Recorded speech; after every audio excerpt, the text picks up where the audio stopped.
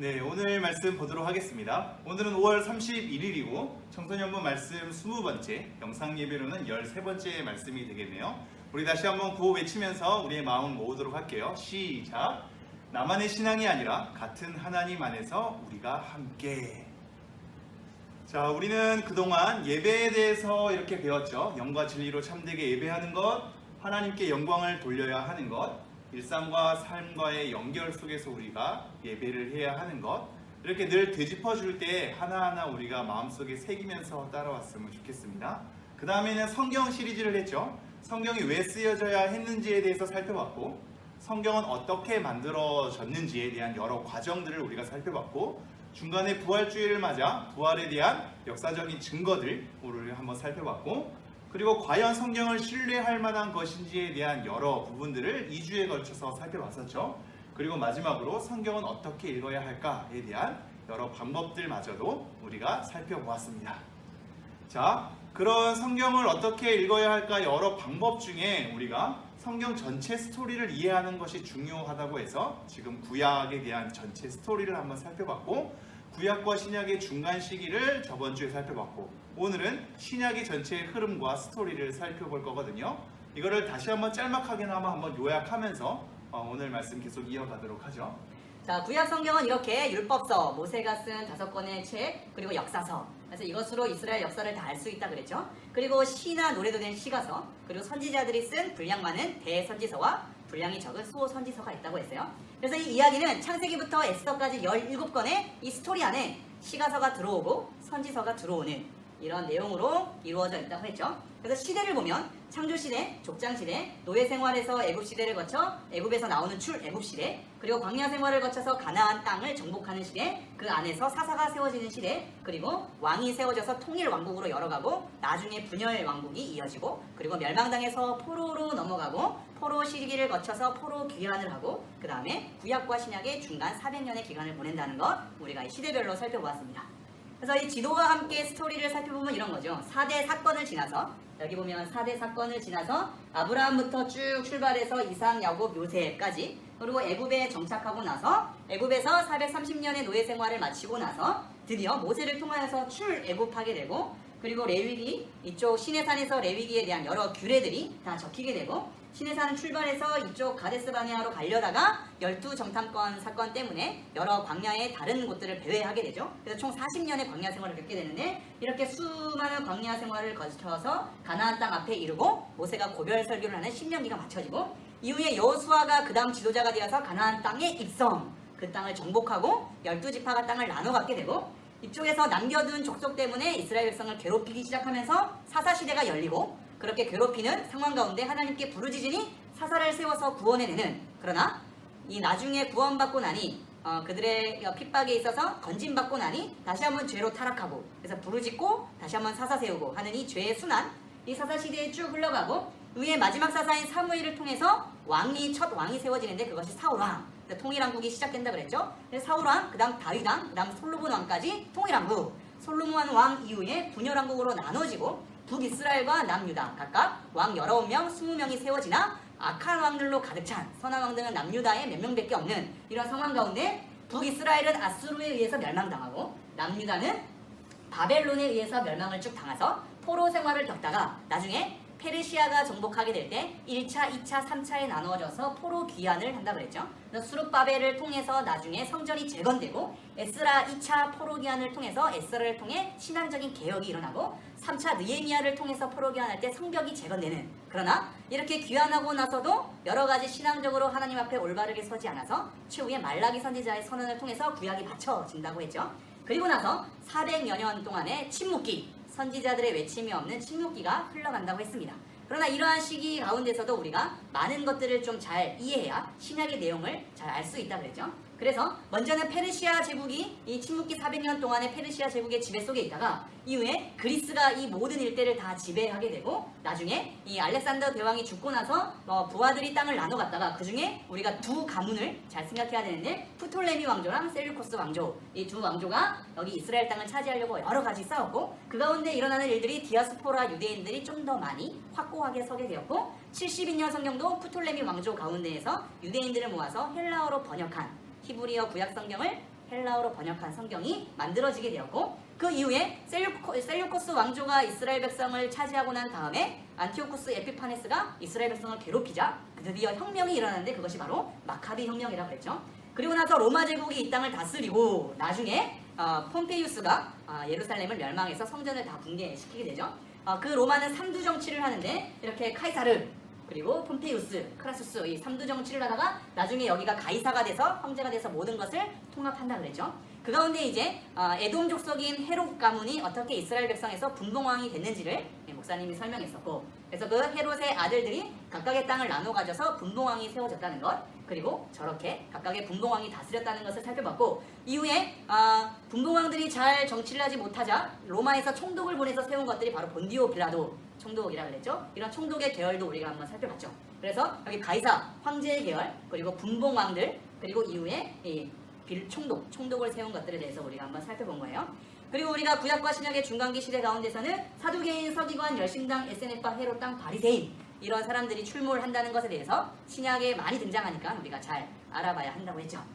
그리고 특별히 중요한 건 성전이 붕괴되고 나서 회당에서 말씀을 가르치는 일들이 많이 일어나서 신약에서도 수많은 회당의 가르침들이 일어났고 이것이 교회의 또 다른 하나의 모토가 되기도 했다라는 것을 우리가 살펴봤습니다. 그래서 총 정리를 하면 페르시아 시대에서 나중에 그리스, 헬라 시대로 넘어오면서 두 왕조로 나뉘어지다가 나중에 마카비 혁명이 일어나고 그리고 나서 다시 로마가 이 땅을 지배하고 헤롯을 분봉왕으로 삼고 총독을 세워서 예수님의 시대 가운데 계속 흘러갔다. 그래서 우리가 기억해야 할 거는 그리스의 지배 가운데 헬라의 문화와 언어로 그래서 72년 성경 나온 것 그리고 마카비 혁명이 있었다는 것 그리고 디아스포라 유대인이 확고하게 있었다는 것 그리고 로마의 지배 속에서 그 정치적 상황 분봉왕을 세우는 것 또한 총독을 세우는 이런 배경들이 있었다는 것 그리고 새로운 부류들 특별히 사두개인 바리새인들이 등장했다는 것 우리가 이것만 잘 알게 되면 구약과 신약의 중간 시대에 일어난 일들에 대해서 잘 정리가 된 겁니다. 이것을 통해서 이제 신약 시대가 다시 한번 열리게 되는 거죠. 자, 그러면 이런 침묵기 가운데 우리가 이 침묵을 뚫고 나오는 것이 세례 요한의 외침이었다고 그랬죠. 이 세례 요한의 외침을 통해서 회개가 선언되면서 예수님의 길이 준비가 된 거예요. 그래서 구약에서부터 줄곧 우리가 기다려온 예수님이 드디어 신약 시대부터 열리게 돼서 우리가 신약 시대의 말씀들을 잘 이어간다 그랬죠. 자, 그럼 오늘 말씀 한번 보도록 할게요. 누가복음 24장 44절 먼저 말씀 읽어보겠습니다. 시작. 또 이르시되 내가 너희와 함께 있을 때 너희에게 말한 바 곧 모세의 율법과 선지자의 글과 시편에 나를 가리켜 기록된 모든 것이 이루어져야 하리라 한 말이 이것이라 하시고. 자, 예수님께서 하신 말씀인데 잘 봐봐요. 모세의 율법, 모세 오경 기억나죠? 선지자의 글, 대선지서, 소선지서 기억나죠? 그리고 시편, 이게 이제 구약 성경을 얘기하는 거예요. 구약 성경에서 나를 가리켜 기록된 모든 것이 이루어져야 하리라. 한마디로 구약 성경이 지금 예수님을 가리킨다는 것에 대해서 이미 예수님이 말하고 있는 거죠.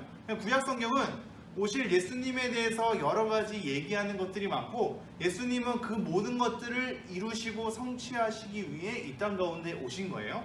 그래서 그 모든 것이 예수님을 가리키고 있고 예수님은 그것을 이루신 것이죠. 다음 말씀 요한복음 5장 39절 읽겠습니다. 시작.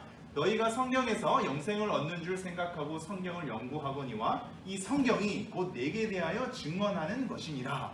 이 성경은 곧 예수님을 증언하는 것이고 예수님을 우리가 믿음으로 영생을 얻게 하려 하는 목적으로 우리에게 여러 성경에 대한 메시지가 전달되고 있는 거죠.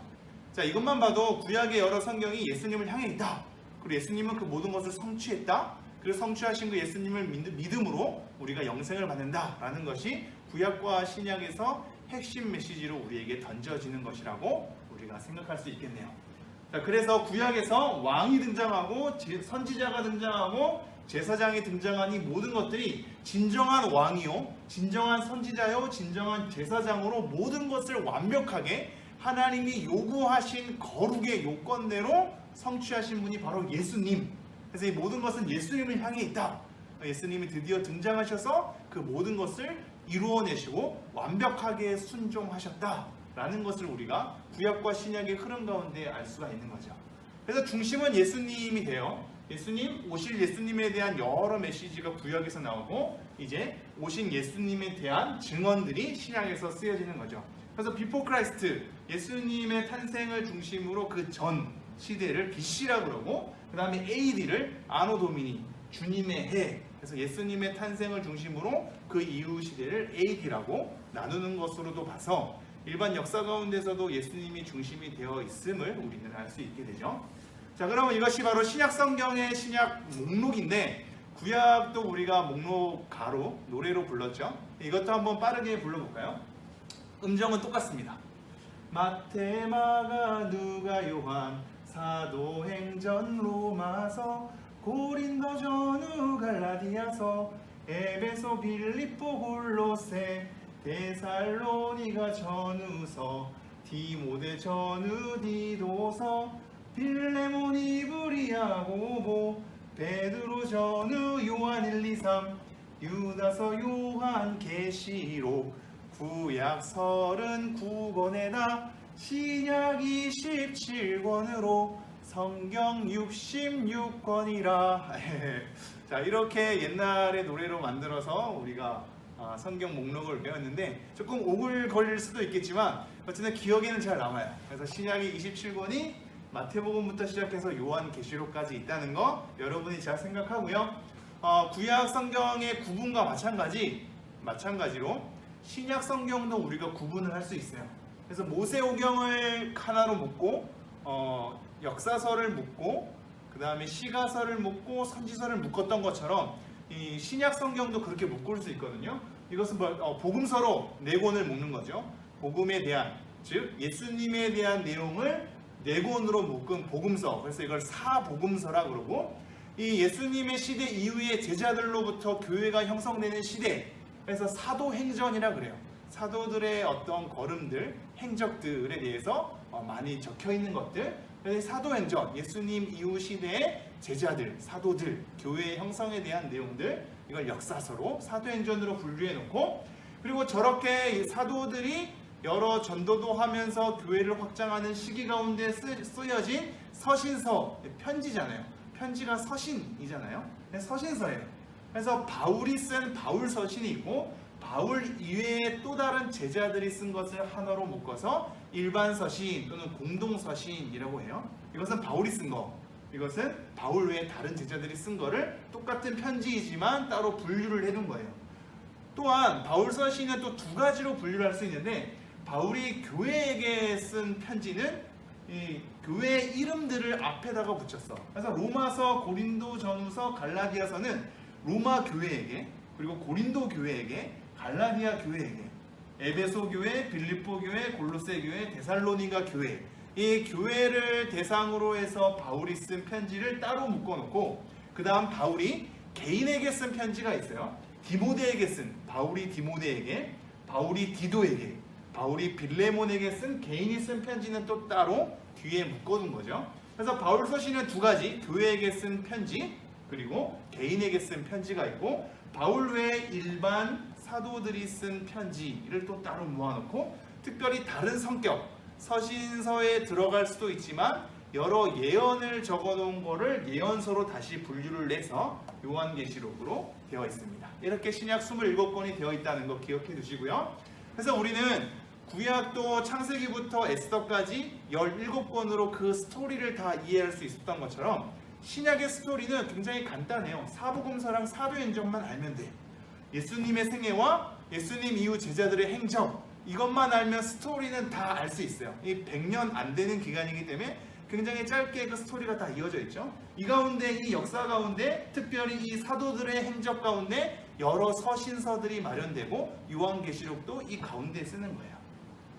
그래서 시대 구분을 하면 이렇습니다. 예수님의 탄생, 그리고 공생애, 공적인 생활.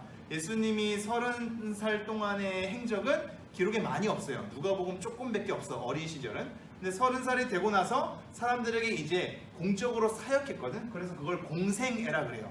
이 공생애, 공적으로 사역한 이 시기의 3년 이후에 예수님은 돌아가신 거죠. 그래서 공생애는 3년으로 우리가 보통 알고 있죠.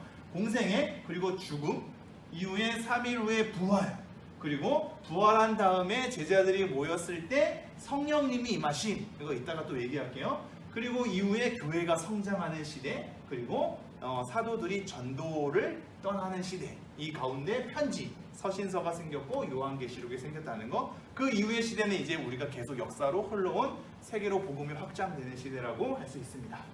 자, 그래서 성경 분류로 이렇게 해보면 예수님에 대해서는 사복음서 이후에 교회가 생기게 되면서 전도 여행을 가게 되고, 전도 여행하면서 바울이 쓴 책들, 그리고 바울 이외에 사람들이 쓴 편지들을 모아서 이 서신서들이 이 바로 사도행전의 행적들 가운데 서신서가 마련되었다는 거. 구약이랑 똑같죠. 구약도 에스더까지의 역사가 있는데 이 선지자들의 책들만 따로 모아놓잖아. 마찬가지로 사도행전의 행적 가운데 편지들만 따로 모아둔 거야. 이걸 서신서라 그래요. 이해가 되죠? 자, 그러면 지도를 보면 이렇습니다. 전 세계 지도 가운데 다시 이쪽을 주목해야겠죠. 여기 보면 이제 오늘날의 이 나라 구분으로는 이렇고, 우리가 여기를 주목해서 신약을 이해하면 되고요. 특별히 예수님의 세계는 이쪽만 우리가 이해하면 돼요. 여기에서 예수님이 공적인 생활을 다 하셨으니까. 그리고 이후에 예수님 세대 이후에 수많은 교회가 확장되는 거, 사도들이 전도를 하게 되고 확장되는 시기로 나아가는 것이 바로 이렇게 지도로 우리가 구분할 수 있고, 이 성경에 나오는 이 지도들의 각 지명 이름은 이렇게 마게도냐, 아가야, 그리스, 아시아 이렇게 우리가 좀 이해를 하면 되겠습니다. 자, 그럼 예수님의 세계부터 우리가 조금 깊게 들어가 보도록 할게요. 물론 여러 가지 빠르게 장면만 언급하면서 그 스토리를 여러분이 잘 흘러갈 수 있도록 할 거예요. 자, 예수님의 지도는, 예수님께서 이렇게 활동했던 지도는 구체적으로 이건데 세 가지만 좀 살펴보면 돼요. 이 갈릴리 지역, 그리고 사마리아 지역, 이 유대 지역.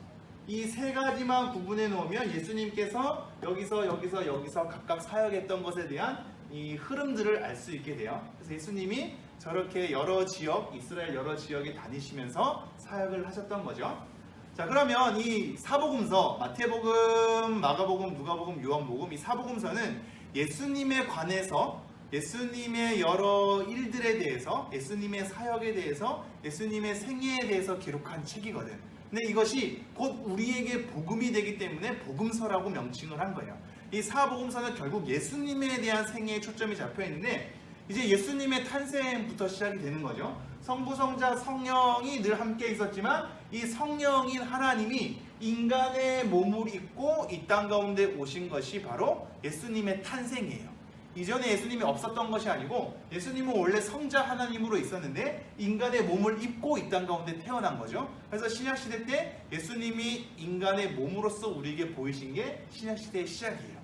이렇게 태어나셔서 나중에 아빠와 동일하게 목수의 일을 담당하셨다가 이후에 30살이 돼서 나중에 세례를 받게 되므로, 세례자 요한한테 세례를 받게 되므로 공적인 사역이 본격적으로 시작이 됩니다. 그리고 사람들에게 하나님께서 이는 내 사랑하는 아들이다 라는 것으로 공적으로 다 알려주시죠. 그렇게 시작된 예수님의 사역은 이후에 광야에서 사탄에게 시험받는 것으로 우리에게 다시 한번 소개되면서, 이후에 그러한 사탄의 시험을 이기고 나서 여러 제자들을 삼는 것에 대한 이야기도 나오고요. 사람들에게 산 중에서 또는 여러 회중에서 또는 회당에서 이렇게 하나님의 말씀을 가르치는 내용들도 나오고, 이후에 오병이어의 사건들도, 여러분 오병이어 사건 알죠? 물고기 보리떡 5개와 물고기 2마리로 5,000명을, 또 다른 성경에서는 또 4,000명을 먹이신 사건도 있는데, 이렇게 오병이어의 사건으로 사람들에게 하나님의 뜻과 예수님의 메시아 됨을 보여주는 사건도 있고, 이후에 또 물이 변화해서 포도주 되는 사건들, 그리고 수가성 여인, 이런 여인들, 소외받은 여인들에게 다가가신 예수님의 모습들, 그리고 밤에 찾아온 니고데모 이 제자에게도 또 다르게 하나님 말씀을 일려주는 그런 예수님의 사역에 대해서,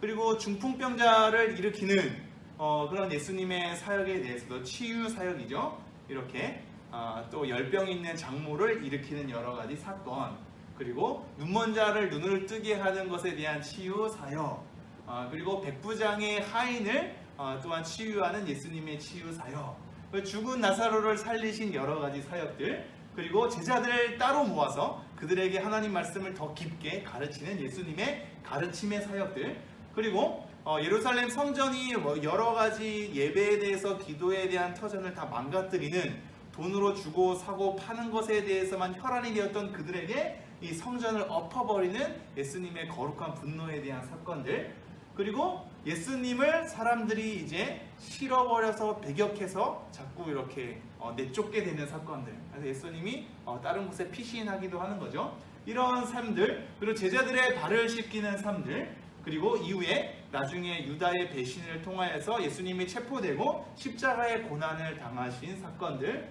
이후에 십자가에 매달려서 죽음을 맞이하게 되는 사건들, 그리고 3일 만에 부활한 사건들, 그리고 나서 40일 동안 제자들에게 보이시면서 다시 말씀으로 그들을 다지고 이후에 성령님이 오실 것이라는 명령 이후에 승천하시는, 나의 증인이 되라는 당부와 함께 승천하셔서 하나님의 우편에 계시는 것으로 사복음서의 내용이 쭉 이어져 있습니다.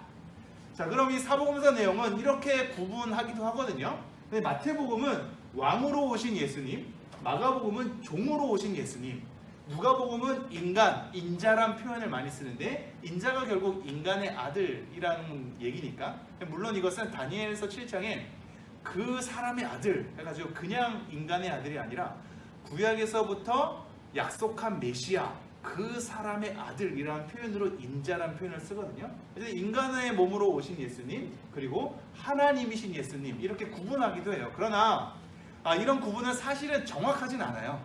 이렇게 왕, 종, 인간, 하나님, 이렇게 딱 주제가 구분돼서 사복음서가 다 그렇게 가르치고 있진 않고, 왕으로서 예수님의 모습도 나오기도 하고 다 섞여 있긴 해요. 모든 복음서에서 왕으로 오신 예수님, 그리고 종으로 오신 예수님, 인간으로 오신 예수님, 하나님으로 오신 예수님에 대한 모든 성격들이 사복음서 안에 각각 다 들어가 있어. 따로따로 이렇게 구분되어 있지 않고. 그럼에도 불구하고 무게중심이나 표현들이 좀 더 왕으로, 좀 더 종으로, 좀 더 인간으로, 좀 더 하나님으로 쓰여진 부분들이 좀 더 비중을 차지하기 때문에 이렇게 구분하긴 하는 거예요. 하지만 다 섞여 있다는 거 우리가 생각하면서, 그렇다면 이렇게 생각할 수 있죠. 예수님에 대한 생애를 적은 게 왜 꼭 사복음서로 다 기록되어야 하는가? 즉 4명의 이 사도들 또는 사도들의 제자들을 통해서 왜 예수님의 똑같은 생애를 4번이나 이런 4책으로 다 쓰여져야만 했는가? 라고 생각하게 될 때 우리는 오히려 사복음서 때문에 예수님의 삶을 다각도로 더 풍성하게 알 수 있죠. 똑같은 사건도 어떤 강조점을 지니고 어떤 시각으로 우리에게 입체적으로 소개하는가를 사복음서를 통해서 알 수 있거든요. 그래서 이것은 오히려 모순이 아니라 이 한 사건을 다각도로 바라봄으로 예수님의 생애와 사역을 더 풍성하게 알 수 있는 유익이 되기도 해요. 그래서 사복음서가 고스란히 신약성경 앞에 실려 있는 겁니다. 자, 그러면 사복음서 이후에 이제 사도행전이 책에서 이렇게 목록으로 나오거든요. 이 사도행전은 예수님이 부활하시고 나서 이후에 사도들의 여러 행적들을 기록해 놓은 책이에요. 예수님이 없는 상황에서, 하나님 우편에 올라가시고 없는 상황에서 이 사도들은 어떠한 삶을 살았는가? 성령을 받고 교회로 모이게 되고 복음 전도를 하게 되면서 수많은 예수님의 복음이 전 세계 가운데 흩어지는 행적들, 이것이 바로 사도행전의 사건인데, 이 사도행전의 구조를 보면 우리가 명확하게 알 수 있어요. 1장에서 7장, 8장에서 12장, 13장에서 28장이거든요. 앞부분만 외우면 돼. 1장, 8장, 13장 이것만 외우면 돼요. 이게 왜 중요하냐면 사도행전 1장 8절에 예루살렘과 온 유대와 사마리아와 땅끝까지 이르러 내 증인이 되리라 라는 말이 나와요. 이것이 1장 8절의 이 말이 사도행전 1장부터 28장까지의 전체 구조를 결정짓는 중요한 구절이에요. 그래서 1장부터 7절 예루살렘과 온 유대와, 8장에서 12장 사마리아와, 13장은 땅끝 여러 다른 나라들, 지역들. 그래서 예루살렘과 온 유대와 사마리아와 땅끝까지 이르러 내 증인이 되리라는 1장 8절의 말씀이 전체 구조로 나눠지고, 이것이 예루살렘과 온 유대, 이것이 사마리아, 저게 땅끝으로 구조가 딱딱딱 나눠져 있죠. 그래서 여기 보면 예루살렘에서부터 시작해서 온 유대, 사마리아, 땅끝으로 퍼져나가는 흐름으로 되어 있다. 이게 사도행전의 흐름이다 라는 것을 머릿속에 한번 넣어보고, 그럼 사도행전이 시작되면 어떤 내용이 나오냐면 예수님께서 승천하실 때 올라가실 때 제자들에게 내 증인이 될 것을 당부하시면서 성령님이 임하실 것에 대해서 얘기하거든요. 내가 떠나가고 나 말고 또 다른 보혜사 우리를 돕느니 또 다른 보혜사가 너희에게 임할 건데 그것이 바로 성령님이다. 이 성령님이 임하기를 모여서 기도함으로 기다려라 라고 예수님이 당부를 하셨거든요. 그래서 제자들이 이렇게 모여서 기도하면서 그 때를 기다리게 돼요. 그리고 그렇게 기다렸는데 어느 날 이 오순절 날에 드디어 성령님이 임재하신 거예요. 이것은 잘 생각해야 되는데 그 전에 성령님이 그러면 제자들에게는 없었는가? 또는 그 이전의 구약시대의 사람들에게는 성령님이 없었는가? 있었죠. 예수님은 구약시대 때 있었고 성령님도 구약시대 때 있었거든요. 그래서 하나님의 영이라는 표현으로 늘 등장했었어. 그런데 왜 이때 성령님이 이때 처음 등장하는 것처럼 그렇게 느껴지냐 하면 사실상 기존에도 성령님의 역사는 있었는데 교회라는 형성을 통해서 교회 전체에게 성령님을 부어준 사건은 이때로 시작이 되는 거예요. 이때 처음 성령님의 임재를 통해서 교회 모두에게 성령님이 역사하시는 사건을 모두에게 보여주게 되면서 교회의 시대가 열리게 되는 거죠. 그래서 보면 이 오순절 날에 수많은 사람들이 절기를 지키러 이 디아스포라 유대인, 다 흩어져 있는 디아스포라 유대인이 오순절날 절기를 지키러 다 모이거든. 모이는 상황 가운데 제자들이 모여서 기도하는 가운데 성령님이 딱 임재하시는 거예요. 그래서 성령님 임재하는 방언으로 외국어로 막 하나님의 큰 일을 말하게 되니 흩어진 유대인들이 그것을 각각의 자기의 언어로 보면서 놀라게 돼.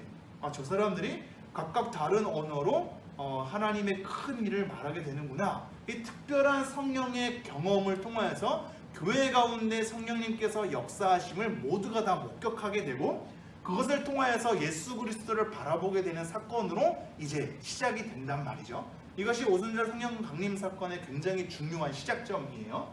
자, 그래서 그 이후에 베드로가 막 설교를 하게 되고 모인 모든 사람들이 예수님을 믿게 되고 회개하게 되고 하나님의 백성으로 살기로 결단하게 되는 성령의 은혜가 이들 가운데 임하게 돼서 제자로 다시 한번 서게 되는 그런 사건으로 열리고 이후 베드로와 요한은 안진뱅이도 일으키는 사건을 통해서 계속적으로 우리 안에 있는 예수 그리스도 그 복음의 능력에 대해서 사람들에게 외치게 되죠. 그리고 복음의 능력으로 그렇게 교회가 세워져가는 초창기 시대에 아나니아와 삽비라라는 이 부부가 재산에 대해서 거짓으로 속여서 이 초기에 형성되는 교회의 중요한 분위기를 망가뜨리는 상황이 있기 때문에 이 속임을 통하여서 이 두 사람이 죽는 사건도 사도행전 초기에 나오고 이후에 제자들이 수많이 하나님의 복음을 전하고 사람들이 수많이 듣고 배우며 하는 상황 가운데 7 집사를 세워야 하는 여러 상황이 맞이하게 돼요.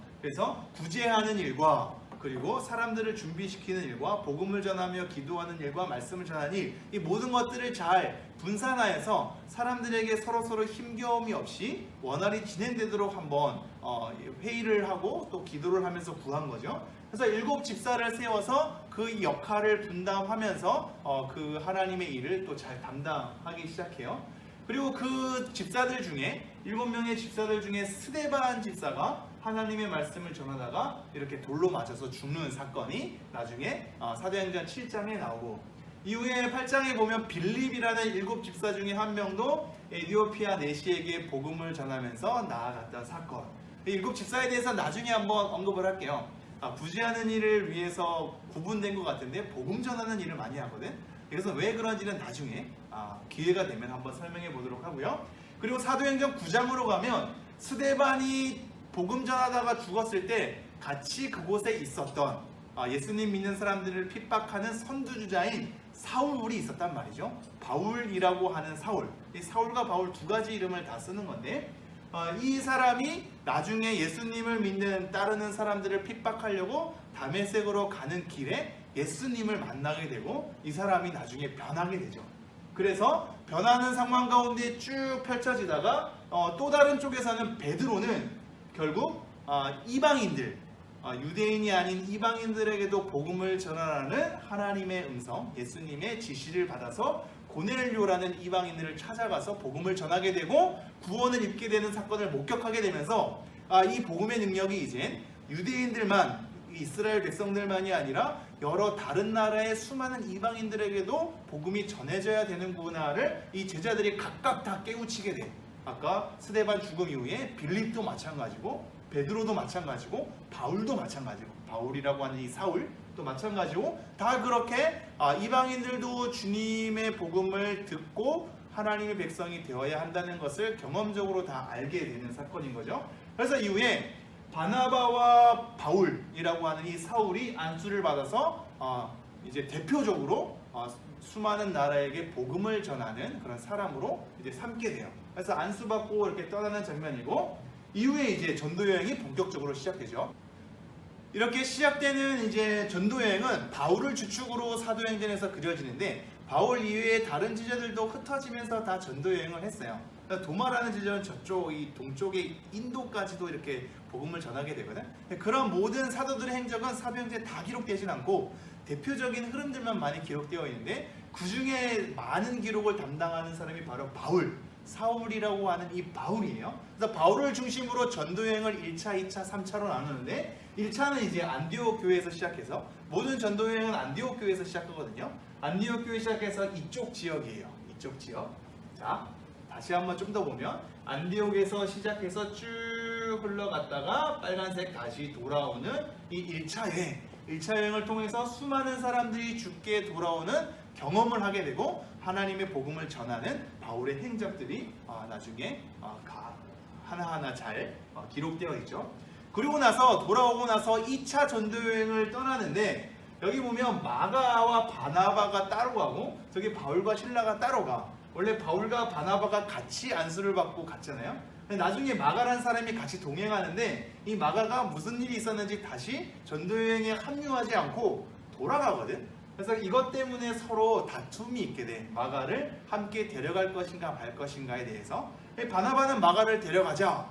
바울은 안 된다. 이것 때문에 갈라져서 바울과 실라는 저쪽으로, 바나바와 마가는 이쪽으로 다시 한번 전도 여행이 시작되죠. 그렇게 해서 2차 전도 여행이 시작되고, 물론 2차 전도 여행이 시작될 때는 예루살렘에서 사도행전 15장에 보면 회의가 일어나거든. 이제 모든 1차 전도 여행을 마치고 나서 하나님의 복음을 전했더니 이방인들도 돌아오더라. 이방인에게 복음 전하는 것이 마땅하다라는 철저한 회의를 통해서 그렇다면 이방인들이 하나님을 믿으면 이후에 어떻게 생활할 것인가까지도 회의하면서 본격적으로 전도 여행을 지지하기 시작해요. 그래서 2차 전도 여행이 시작되는 거죠. 다시 한번 안디옥으로부터 출발해서 쭉 이렇게 돌아오는 게 2차 여행. 그래서 이 지역을 잘 알아가는 게 2차 전도 여행의 핵심이고 그 안에 수많은 사건들은 오늘 다 얘기를 하진 않을 거예요. 나중에 기회 되면 수많은 사건들을 하나하나 살펴보기로 하고 2차 전도여행을 이렇게 했다라는 것 정도만 한번 기억해 두고요. 그리고 나서 3차 전도여행도 안디옥으로부터 시작해서 쭉 2차 전도여행의 행적이랑 비슷하죠. 쭉 갔다가 다시 2차 전도여행은 이렇게 돌아오나 3차 전도여행은 이쪽으로 쭉 거쳐서 전도했던 곳, 복음을 전했던 곳에 대한 교회를 다시 들려가면서 그들의 믿음을 확고히 한 뒤에 다시 이쪽으로 돌아오죠. 3차 전도여행을 마치고 이게 3차 전도여행의 핵심 장소인 건데 3차 전도여행을 마치고 바울은 예루살렘에서 이제 잡히게 됩니다. 유대인들에게 잡혀서 감옥에 갇히게 되고 그 수많은 재판을 하게 되면서 바울은 또한 하나님의 복음을 그들에게 총독에게 그리고 여러 지도자 부류들에게 나중에는 가이사에게 요청을 해서 로마로까지 가는 이 복음의 또 다른 길이 막 확장이 되는 거죠. 그래서 예루살렘에서 붙잡힌 바울은 쭉 배를 타고 수많은 굴곡을 거쳐서 로마에 도착하게 됩니다. 그리고 로마에서도 복음을 전하는 일을 하게 되죠. 희한하죠. 이 핍박을 통해서 사람들이 흩어졌는데 흩어지면서 점점 복음이 오히려 더 확장되는 거야. 이게 사도행전의 신비거든요. 핍박이지만 오히려 복음이 확장되는 것으로 하나님께서 이 악을 선으로 바꾸시는 섭리를 우리에게 보여주거든요. 이렇게 복음 로마로 다시 한번 압송이 되는 이 바울의 흐름을 보여주게 되죠. 그래서 바울은 배를 타고 가게 되고 그 안에서도 수많은 사건들이 또 있긴 있어요. 그래서 이렇게 지도를 정확하게 보면 수많은 곳을 거쳐서 로마로 가게 된다는 거. 그래서 우리가 정리해 보면 이래요. 간단하게 정리하면 이것을 7차까지도 분류를 하는 사람들이 있긴 있거든. 근데 좀 더 커다랗게는 이제 4차 정도로 분류하는 게 좋아요. 그래서 아까 1차 전도여행 마치고 나중에 보고를 하고 다시 한번 흩어져서 2차 전도여행으로 가고 그리고 다시 3차 전도여행으로 갔다가 붙잡히고 로마행 4차 전도여행으로 가는 것이 사도행전에 대한 내용입니다. 자, 이러한 전도여행의 흐름 가운데 편지들이 쓰여진 거야. 1차, 2차, 3차가 진행되면서 1차 때 쓰여진 편지들, 2차 때 쓰여진 편지들, 3차 때 쓰여진 편지들, 이후에 로마에서 감옥에 갇혔을 때 쓰인 편지들을 다 편지를 모은 것이 서신서들이에요. 그래서 그 교회에게 쓴 편지가 있고 개인에게 쓴 편지가 있고 그리고 바울이 아닌 다른 사도들이 쓴 편지를 다 모아둔 거야. 자, 그래서 각 지역으로 따지자면 편지가 이렇게 데살로니가도 있고 로마서, 히브리서, 고린도전서 이렇게 쭉쭉쭉 각 지역마다 흩어져서 바울이 또는 일반 사도들이 교회에게 또는 개인에게 쓴 편지가 바로 서신서다라는 것을 여러분이 알아두고요. 그리고 마지막으로 이제 사도 요한이 요한 1서, 2서, 3서 외에 특별한 계시를 받아서 앞으로 일어날 일들에 대해서 여러 가지 기록한 이 계시에 대한 책이 있거든요. 그래서 요한계시록인데 이 요한계시록은 이 아시아에 있는 7교회에게 쓴 편지라서 서신서의 형식이기도 하나 그 내용의 방대한 대부분의 내용은 계시에 대한 내용이라서 따로 분류를 해둔 거예요. 그래서 요한계시록, 사도 요한이 7교회에게 이후에 일어날 모든 일들에 대해서 계시를 받아서 쓴 책 요한계시록으로 신약은 마무리가 되고 있습니다. 그럼 다시 한번 정리하면 예수님의 생애에 대한 사복음서와 이후에 사도들이 교회를 형성하게 되고 전도를 하게 되는 것, 그리고 그러한 전도의 흐름 가운데 편지를 쓴 것을 다 모아둔 것이 바로 서신서라는 것, 그 최후에 요한계시록을 쓴 것을 우리가 볼 수 있고요. 그래서 예수님의 생애와 전도여행 이것만 알면 신약의 흐름은 다 잡힌 거야. 예수님의 생애, 사복음서, 그리고 사도들의 행적, 교회 형성, 복음 전파, 이 전도여행에 대한 것이 이 두 축이 바로 신약의 흐름이다. 여러분이 알면 되죠. 그래서 예수님의 생애를 기준으로 수많은 곳에 복음이 전파되고 교회가 형성되면서 확장되는 것, 이것이 신약의 흐름으로 우리에게 소개되고 있는 겁니다. 자, 여러분, 이것으로 여러분이 잘 신약의 전체 흐름을 파악하고 또 스토리가 잘 잡혔는지 모르겠네요. 여러분이 성경을 읽을 때 도움이 되었으면 좋겠고요. 이렇게 전체 숲을 그리고 신약 하나하나를 이해하면서 하나님의 말씀이 더 친근하게 그리고 더 재밌게 더 은혜롭게 여러분에게 잘 읽히기를 간절히 소망합니다. 그동안 구약 신약의 중간기와 신약의 흐름에 대해서 살펴봤네요. 우리가 잘 기억하면서 성경을 좀 읽는 여러분 되길 바랄게요. 제가 기도하겠습니다.